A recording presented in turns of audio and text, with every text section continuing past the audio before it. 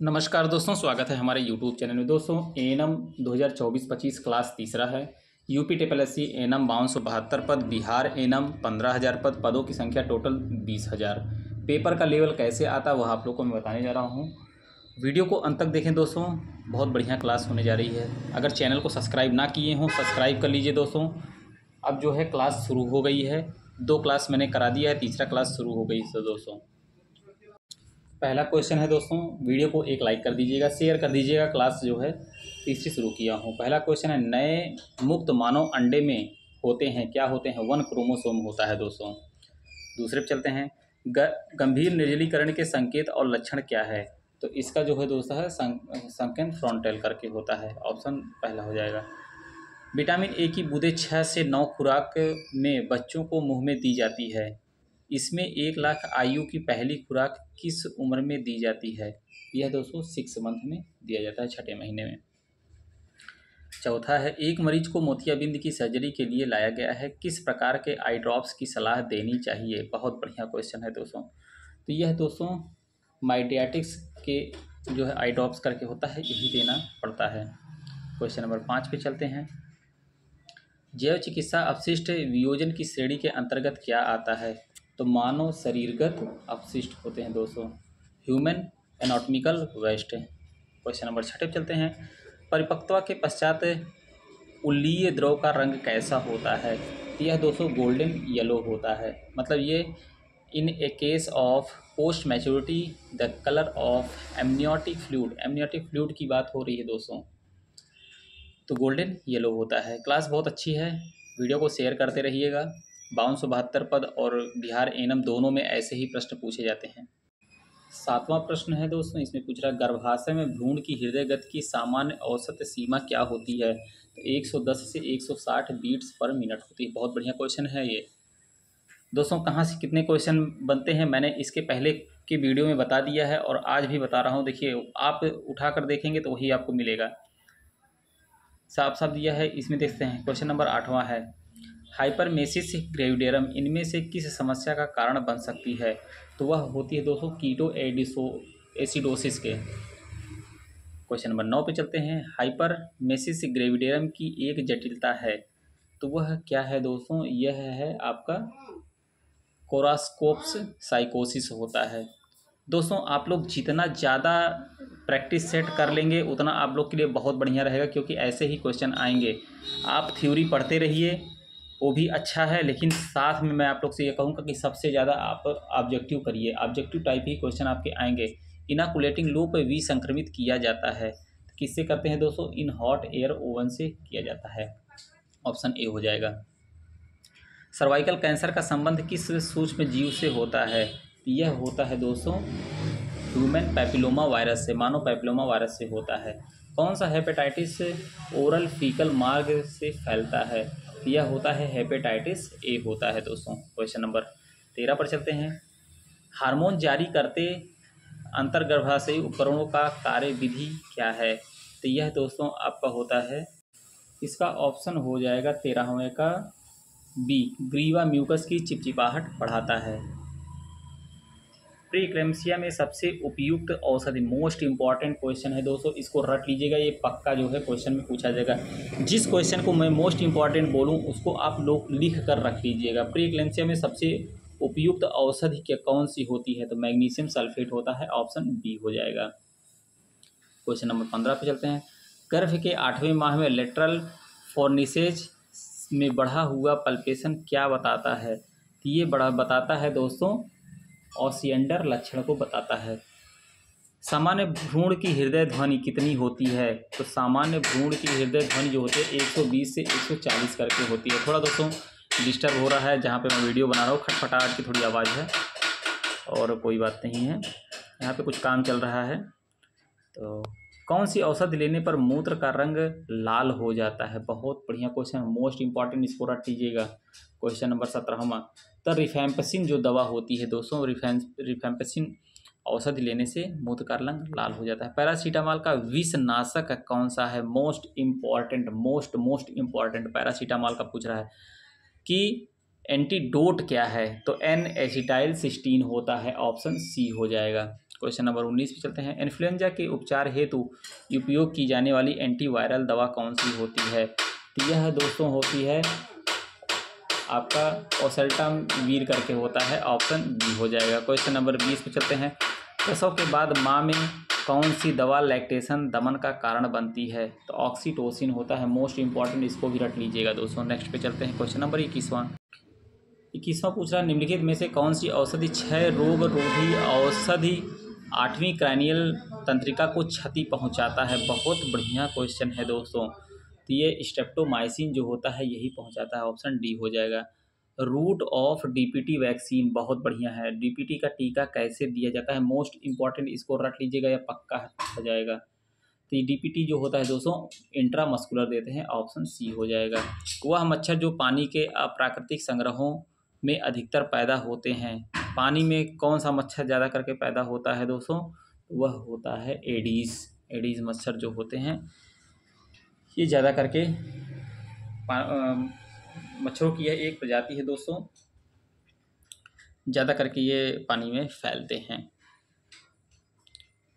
Next पे चलते हैं। क्वेश्चन नंबर 24 है, किसी शिशु को 100 ml स्तन दूध के द्वारा दी जाने वाली कैलोरी की मात्रा, अगर 100 ml दूध दिया जा रहा है स्तन से तो उसे कितनी कैलोरी की मात्रा मिलेगी? क्वेश्चन नंबर 14, तो 66 कैलोरी मिलेगी, ऑप्शन सी मोस्ट इंपॉर्टेंट, इसको भी रट लीजिएगा। ICDS योजना परिधीय कर्मचारी है, तो यह ICDS जो है दोस्तों आंगनबाड़ी कार्यकर्त्री का है। 25वां का आपका बी हो जाएगा। मनुष्य कर्ण की श्रव मतलब कान के सुनने की जो होती है वो कितनी होती है? 20 से 20,000 हर्ट्ज होती है, ऑप्शन बी। ये सब आप लोग पढ़े होंगे लेकिन रिपीट हो रहा है, कुछ लोग भूल भी जाते हैं। मानव शरीर को कौन सा आकार सहारा देता है? बहुत बढ़िया क्वेश्चन। 27वां, तो बोन जो होती है यही सहारा देती है, इसी भी आपका शरीर खड़ा होता है। गर्भावस्था के कार्पस ल्यूटियम द्वारा लगभग विशेष रूप से निर्मित एक पेप्टाइड हार्मोन है, तो वह कौन सा है दोस्तों? रिलैक्सिन जो होता है यही हार्मोन होता है गर्भावस्था के कार्पस ल्यूटियम द्वारा जो है। नेक्स्ट पे चलते हैं। 29वां क्वेश्चन है दोस्तों, इसमें पूछ रहा रजोनिवृत्ति के पश्चात महिला में अस्थि सुस्थिरता की संभावना बढ़ जाती है, क्यों बढ़ जाती है दोस्तों? एस्ट्रोजन के स्तर में कमी आ जाती है। जो एस्ट्रोजन है जब माहवारी आती है दोस्तों, इसमें साफ साफ दिया है मेनोपॉज जब होता है तो उस समय एस्ट्रोजन ज़्यादा निकलते हैं, इसलिए जो है कमजोरी आ जाती है। प्रोटीन संश्लेषण किस में होता है? क्वेश्चन नंबर 30वां, तो प्रोटीन संश्लेषण जो होता है आपके राइबोसोम में होता है। Sickle cell anaemia most important है दोस्तों। सिकल सेल एनीमिया जो होता है ये है क्या? तो ये है ऑटोसोमल आनुवंशिक रोग, सिकल सेल एनीमिया जो है आपका, ऑप्शन ए हो जाएगा। 32वां चलते हैं।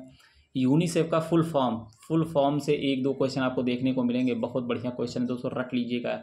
यूनिसेफ पूछ लेता है, कभी WHO का पूछ लेता है, कभी जो है दोस्तों यूनेस्को का पूछ लेता, कभी कभी जो है आपका HIV का पूछ लेगा, एड्स का पूछ लेगा। ये सब फॉर्म अपना आप याद करके रखे रहिएगा। 32वां क्वेश्चन है, 32वां का पूछ रहा है यूनिसेफ का पूरा नाम क्या है? तो यूनिसेफ का नाम है दोस्तों United Nation International Children Emergency Fund, option C हो जाएगा 32वां का। 33वां पे चलते हैं। रासायनिक जो फर्नीचर साफ़ करने के लिए प्रयोग किया जाता है, तो कौन कौन से फर्नीचर साफ़ करने के लिए किए जाते हैं?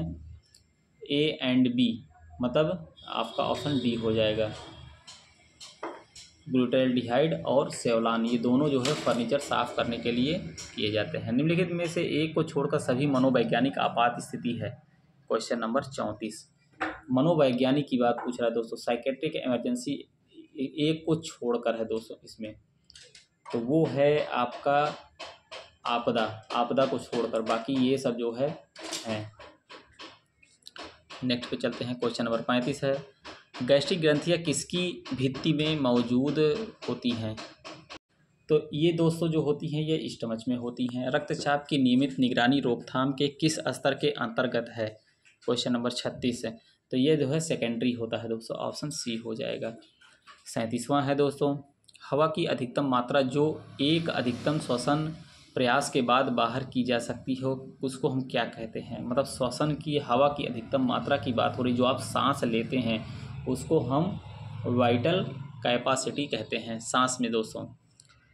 शरीर में द्रव संतुलन मतलब फ्लूइड बैलेंस करने की सबसे ज़्यादा भूमिका किसकी होती है? Question number 38।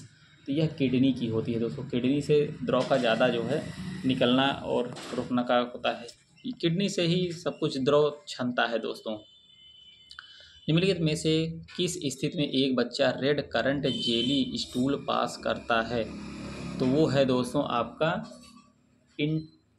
इंटसूसेप्शन। इंटसूसेप्शन कहते हैं इसको। ऑप्शन डी हो जाएगा। 40वां है, एक बच्चे के पीठ के पीछे लचक के साथ देखी जा सकती है। मतलब उसे क्या दिक्कत है? अगर लचक है, उसको, एक बच्चा है, छोटा सा है, लचक के साथ है, उसको हम क्या कहेंगे? उसको हम कहेंगे लॉर्डोसिस कहेंगे दोस्तों, अग्रकुब्जता कहते हैं। बढ़िया क्वेश्चन है। किस स्थिति में क्रेमर का नियम नवजात शिशुओं में नैदानिक मूल्यांकन स्थिति के रूप में उपयोग किया जाता है? तो वो है दोस्तों आपका नवजात हाइपर बिलिरुबिनेमिया। ऑप्शन ही हो जाएगा। 42 पे चलते हैं। निम्नलिखित में से कौन सा नवजात टेटनस की अभिव्यक्त नहीं है? ये है दोस्तों आपका ऑप्शन हो जाएगा हाइपोपोटनिया। ये नहीं है। बाकी आपका ये इरिटेबिलिटी, चिड़चिड़ापन, फेशियल डेमिशनिंग, चेहरे पर झुर्रियाँ और डिफिशियंसी इन फीडिंग, खाने में दिक्कत, ये तीनों है, लेकिन पहला नहीं। जन्म के समय नवजात शिशु की हालत की मात्रात्मक मूल्यांकन कैसे किया जा सकता है? तो एप्गार स्कोर जो होता है जन्म के समय, उसी से हम कर सकते हैं। 44 से, एक युवा महिला जुलाब के बाद अधिक व्यायाम करती है और खाना खाती है, इसका निदान क्या है? Question number 44। जुलाब, अब यहाँ पे देखिए दोस्तों, रिपीटेड एपिसोड की बात आ रही है। Present with repeated episode of exercise eating followed by purging by using of laxative which is the diagnosis. Question number 44 हुआ। तो ये होगा दोस्तों ऑप्शन आपका बी हो जाएगा, बुलिमिया नर्वोसा। क्वेश्चन नंबर 45 चलते हैं। निम्न में कुपोषण की उम्र के स्वतंत्र संकेतक की पहचान करें। तो क्या होगा दोस्तों कुपोषण के लिए? देखिए, मिड अपर आर्म सर्कमफेरेंस, ये भी सही है, और शक्ति टेप विधि, ये भी सही है, चूड़ी से जांच, ये भी सही है। ऑप्शन डी हो जाएगा ऑल। 46 चलते हैं। एक दूध पिलाने वाली माता के लिए कैल्शियम की दैनिक आवश्यकता कितनी होनी चाहिए? मोस्ट इंपॉर्टेंट, इसको रट लीजिएगा दोस्तों। क्वेश्चन नंबर 46वां। तो 1000 mg कैल्शियम की आवश्यकता पड़ती है दूध पिलाने के लिए। दैनिक की बात करना मतलब एक दिन में। राइबोफ्लोविन की कमी का नैदानिक संकेत क्या है? तो राइबोफ्लोविन का नैदानिक कमी का संकेत है एंगुलर स्टोमेटाइटिस। क्वेश्चन नंबर 48 चलते हैं। पड़ासी जो है दोस्तों, थोड़ा हिंदी बड़ा वैसा, परनीशियस एनीमिया जिसको बोलते हैं, किसकी कमी के कारण होता है? रट लीजिएगा, परनीशियस एनीमिया। कुछ हिंदी अगर आपको डिफ़िकल्ट हो रही है तो इंग्लिश टर्म उठा लीजिए दोस्तों। परनीशियस एनीमिया मोस्ट इम्पॉर्टेंट, तो विटामिन B12 की कमी से होता है। कीटोमैलेशिया का तात्पर्य क्या है? ये भी बढ़िया क्वेश्चन है। क्वेश्चन नंबर 49वां। तो कीटोमैलेशिया का जो है तात्पर्य है कार्निया का द्रवीकरण, मतलब अगर लिक्विफिकेशन ऑफ कार्निया। नेक्स्ट पे चलते हैं दोस्तों आज के लेक्चर का ये लास्ट क्वेश्चन है। अभी 51वें क्वेश्चन से मैं अगले में बताऊंगा। शरीर का सबसे अधिक ऊर्जा प्राप्त होती है, तो कहाँ से प्राप्त होती है दोस्तों? शरीर में सबसे ज़्यादा ऊर्जा कार्बोहाइड्रेट से प्राप्त होती है। वीडियो को ज़्यादा से ज़्यादा शेयर करिएगा दोस्तों। 51वें क्वेश्चन से मैं नेक्स्ट लेक्चर में आऊँगा।